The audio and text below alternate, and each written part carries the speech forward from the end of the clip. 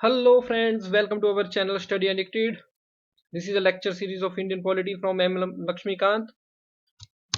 अगर आपने अभी तक मेरे चैनल को सब्सक्राइब नहीं किया है तो आप मेरे चैनल को सब्सक्राइब जरूर कर लें। स्टडी एडिक्टेड उमेश करके आप इसको सर्च कर सकते हैं। स्टडी एडिक्टेड जो है हमारा ये चैनल रहता है और आप जो बेल आइकन को भी जो है प्रेस कर सकते हैं ताकि आपको जो है मेरी हर बनाई हुई वीडियो की नोटिफिकेशन जो सबसे पहले मिल जाए। This is part 7 fundamental rights के ऊपर बहुत ही इंपॉर्टेंट जो ये चैप्टर है और इससे जो है बहुत ज्यादा क्वेश्चन जो है यूपीएससी और स्टेट पीसीएस में पूछे जाते हैं।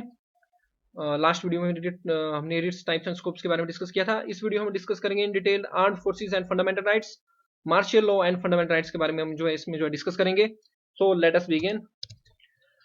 Armed forces and fundamental rights, जो देखिए आर्म्ड फोर्सेस हमारी वो है जैसे आर्मी, नेवी और एयरफोर्स, हमारी ये तीन जो आर्म फोर्सेज रहती हैं। इसके साथ हमारी पैरामिलिट्री फोर्सेज भी जो है रहती हैं। और जो हमारा संविधान का आर्टिकल 33 है हमारे कॉन्स्टिट्यूशन का, ये इंपावर्स करता है, पावर देता है पार्लियामेंट को, हमारी संसद को, कि वो जो रेस्ट्रिक्ट कर सकते हैं या तो किसी तरह का जो प्रतिबंध जो है मौलिक अधिकारों के ऊपर जो है आर्म फोर्सेज के ऊपर लगा सकते हैं। एब्रोगेट भी कर सकते हैं किसी ना किसी फंडामेंटल राइट को, पूरी तरह से किसी ना किसी फंडामेंटल राइट को डिनाई भी कर सकते हैं to the members of the arm forces. जो भी आर्म फोर्सेज के मेंबर हैं, चाहे वो आर्मी, नेवी, एयरफोर्स के हैं या पैरामिलिट्री फोर्सेज, जो भी हमारी पैरामिलिट्री फोर्सेज आप ध्यान रखना मिनिस्ट्री ऑफ होम अफेयर्स के अंडर आती हैं।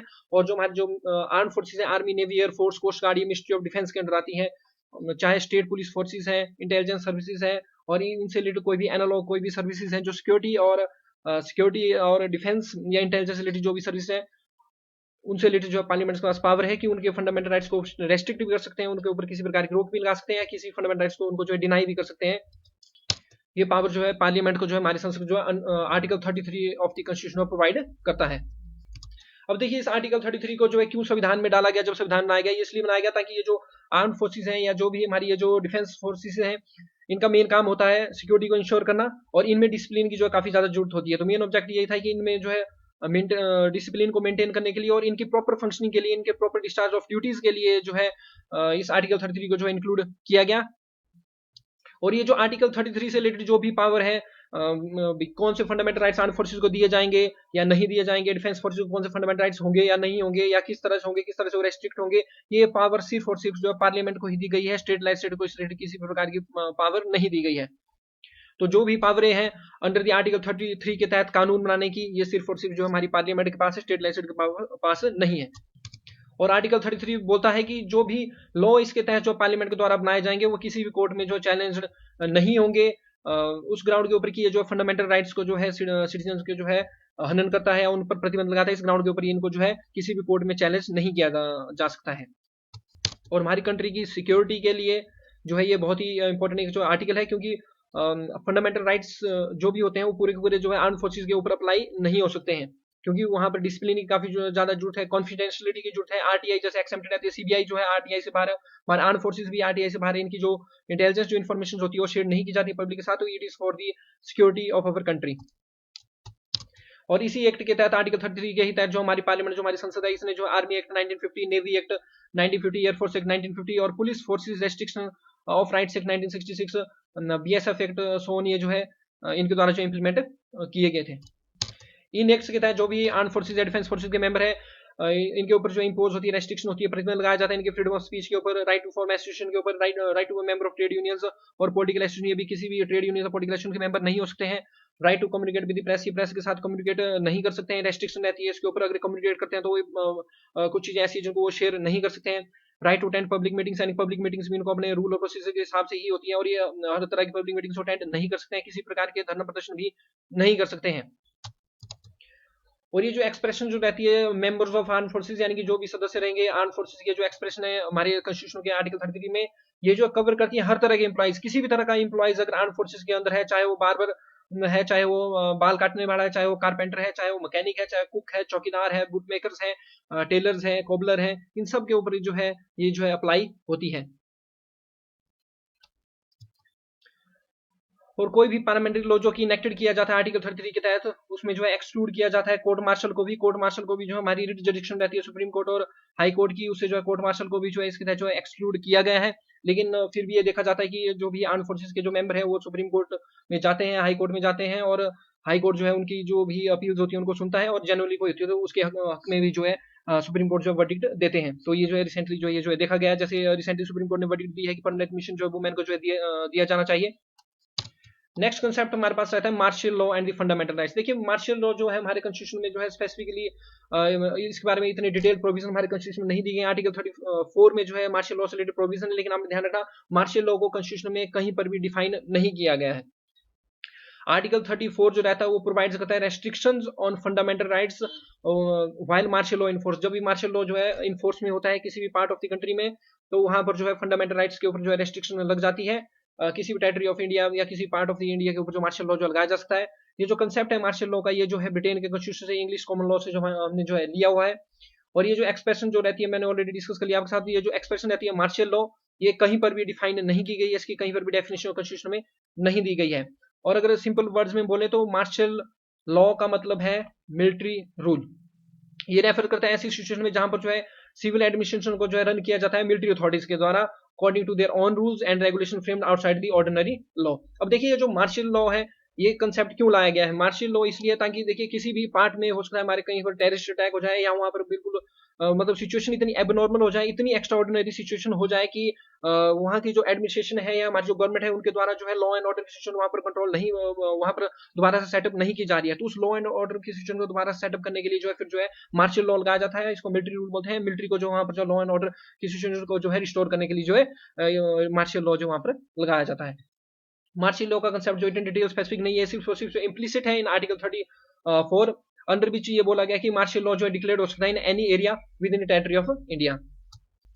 और मैंने आपसे ऑलरेडी डिस्कस कर लिया, जो मार्शल लॉ है ये इंपोज हो सकता है, इसको तभी लगाया जा सकता है अंडर एक्स्ट्राऑर्डिनरी, बहुत ही एक्स्ट्राऑर्डिनरी हमारी सर्कमस्टांसेस होनी चाहिए, बहुत ही एक्स्ट्राऑर्डिनरी परिस्थितियां हमारी होनी चाहिए। जैसे वार है, कोई युद्ध चला हुआ है, इन्वेजन हमारे ऊपर बाहर से कोई अटैक हो जाता है, इंसरेक्शन है, रिवेलियन है, राइट है, या any violent resistance to law है, और जो लोकल एडमिनिस्ट्रेशन है या हमारी जो गवर्नमेंट है उनके द्वारा जो लॉ एंड ऑर्डर सिचुएशन नहीं संभाली जा रही है, तो वहां पर जो मिलिट्री की इंटरवेंशन की जाती है, मार्शल लॉ लगाया जाता है और मिलिट्री को जो है पावर दी जाती है। और मिलिट्री जो है ऑर्डिनरी मिलिट्री जो अपने रूल के हिसाब से, और मिलिट्री को यहाँ पर तब ये पावर दे दी जाती है कि अपने ऑन रूल्स के हिसाब से या अपनी ऑन रेगुलेशन के हिसाब से, जो कि ऑर्डिनरी लॉ के बाहर जो है फ्रेम की गई हो, उनके हिसाब से इन्होंने जो है लॉ एंड ऑर्डर सिचुएशन को जो है उस पार्ट या टेरिटरी में जो रिस्टोर करना होता है। और देखिए मैंने आपसे डिस्कस कर लिया है, अगर ऑपरेशन जो है मार्शल लॉ का अगर किसी पार्ट टेरिटरी में अगर होता है, तो वहां पर मिलिट्री अथॉरिटीज को जो वेस्ट की जाती है एबनॉर्मल पावर्स, ताकि वो हर तरह के जरूरी जो स्टेप्स वो वहां पर ले सकें। ये जो इंपोज करते हैं restriction and regulation on the rights of the civilian, और उनको पुनिश भी कर सकते हैं, ये सिविलियंस को आम जो नागरिक हैं उनको पुनिश भी कर सकते हैं, और even condemn them to death, और उनको डेथ पेनल्टी भी जो है दे सकते हैं। तो ये काफी एक्स्ट्रा ऑर्डिनरी पावर्स जो है मार्शल लॉ के तहत जो है मिलिट्री को जो है दी जाती है। और आप अभी तक ध्यान रखें हमारी कंट्री में सो फार अभी तक किसी भी पार्ट में जो मार्शल लॉ जो है इंप्लीमेंट नहीं किया गया, कभी भी लागू नहीं हुआ है। और सुप्रीम कोर्ट ने हेल्ड किया था कि डिक्लेरेशन जो रहती है मार्शल लॉ की, ये जो है does not इप्सो facto result in the suspension of the habeas corpus. ठीक है, इप्सो फैक्टो का होता है इनफैक्ट मतलब तथ्यों के आधार पर। तो सुप्रीम कोर्ट ने जो है मार्शल लॉ से रिलेटेड जो वर्डिक्ट दी थी कि रिट ऑफ हेबस कॉर्पस को जो है आप सिर्फ और सिर्फ तथ्यों के आधार पर जो है मार्शल लॉ को लगा के जो है सस्पेंड नहीं कर सकते हैं, यानी कि रिट ऑफ हेबस कॉर्पस जो है हमारी मार्शल लॉ के दौरान जो सस्पेंड नहीं होगी। जो डिक्लेरेशन जो रहती है मार्शल लॉ की अंडर द आर्टिकल 34, ये जो डिफरेंट रहती है from the declaration of national emergency under the article 352। और आप एक बात ध्यान रखें, जो डिक्लेरेशन जो रहती है national emergency under the article 352 के तहत जो होती है, इसमें आर्टिकल 20 और 21 के द्वारा जो फंडामेंटल राइट सिटीजन को दिए जाते हैं, ये सस्पेंड नहीं होते हैं। इन डिटेल हम इमरजेंसी प्रोविजंस को जो है जब इमरजेंसी रिलेटेड चैप्टर आएगा उसमें डिस्कस करेंगे।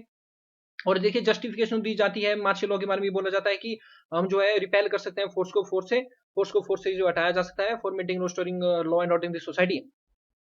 और ये मार्शल लॉ इंपावर करता है पार्लियामेंट्स को, ये इंडेमनिफाई यानी कि जो है कंपनसेशन किसी भी गवर्नमेंट सर्वेंट्स को दे सकते हैं जो कि मार्शल लॉ की इंप्लीमेंटेशन में लगा होता है और maintenance and restoration of law and order में किसी एरिया में लगा होता है।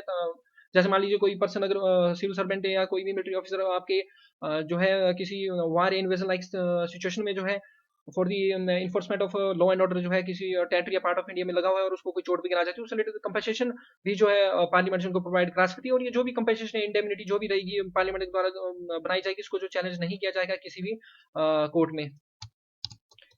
किसी भी प्रकार की हानि से जो है इंडेमनिटी अगर आप देखें तो उसका मतलब है किसी प्रकार की हानि से सुरक्षा या कंपनसेशन गवर्नमेंट जो प्रोवाइड करा सकती है। इनकी एक इम्यूनिटी जो है आर्म फोर्सेज को जो है दी जाती है, और इसको सिर्फ इसी आधार पर जो चैलेंज नहीं किया जा सकता है कि इसमें जो है किसी सिविलियन या के जो है फंडामेंटल राइट्स का जो इसमें जो हनन हुआ है वो एब्रोगेट हुआ है, इसके आधार पर इसको जो है कोर्ट में चैलेंज नहीं किया जा सकता है। देखिए अब डिफरेंस बिटवीन मार्शल लॉ और नेशनल इमरजेंसी जो है काफी ज्यादा इंपॉर्टेंट है। तो डिफरेंसेस में जाने से पहले आपको ये पता होना चाहिए कि मार्शल लॉ जो हमारी कंट्री में अभी तक एक भी बार जो डिक्लेयर नहीं किया गया है। सो फार मार्शल लॉ कहीं पर भी डिक्लेयर नहीं हुआ है हमारी कंट्री में। लेकिन नेशनल इमरजेंसी देखिए 1962 के जो चाइना वार था उस टाइम डिक्लेयर की गई थी। फिर 1965 में हमारे पास पाकिस्तान के साथ वार हुआ, तो ये जो on the grounds of war और एक्सटर्नल एग्रेशन जो है डिक्लेयर की गई थी। और 1975 में एक बहुत बड़ी कंट्रोवर्सी जो हमारी इमरजेंसी में आती है, इमरजेंसी पीरियड में, क्योंकि यहाँ पर इमरजेंसी जो है कि इंटरनल डिस्टर्बेंस के ऊपर जो डिक्लेयर की गई थी। इमरजेंसी के चैप्टर में डिटेल में डिस्कस करेंगे डिफरेंट टाइप्स ऑफ इमरजेंसी के बारे में। फिलहाल जो है मार्शल लॉ और नेशनल इमरजेंसी में जो डिफरेंस देख लेते हैं, बहुत इंपॉर्टेंट डिफरेंसेस रहते हैं। जो मार्शल लॉ जो रहता है वो सिर्फ और सिर्फ जो है फंडामेंटल राइट्स, मौलिक अधिकारों को जो ये अफेक्ट करता है, लेकिन ये जो नेशनल इमरजेंसी है ये फंडामेंटल राइट्स को तो अफेक्ट करती है, इसके साथ साथ जो सेंट्रल स्टेट जो रिलेशन रहते हैं उनको भी जो है अफेक्ट करेगी। डिस्ट्रीब्यूशन रहती है रेवेन्यू की, जो भी जो है टैक्स वगैरह रहते हैं उनके जो भी जो है जो भी इनकम जो रहती है सेंट्रल स्टेट गवर्नमेंट की, उनकी डिस्ट्रीब्यूशन को भी अफेक्ट करती है, और लेजिस्लेटिव पावर जो रहती है बिटवीन सेंट्रल स्टेट उनको भी जो अफेक्ट करती है, और एक्सटेंड भी कर देती है टेन्योर ऑफ पार्लियामेंट को। जो मार्शल लॉ है ये सस्पेंड कर देता है government ordinary law courts. Ordinary law courts और गवर्नमेंट जो है पूरी तरह सस्पेंड हो जाती है मार्शल लॉ के दौरान, लेकिन नेशनल इमरजेंसी के दौरान गवर्नमेंट ऑर्डिनरी लॉ जो है कंटिन्यू रहते हैं। ये जो है इम्पोज होता है to restore the breakdown of law and order due to any reason. ये जो इम्पोज होती है only 3 reason, war, external aggression और आर्म रिबेलियन के ऊपर जो है।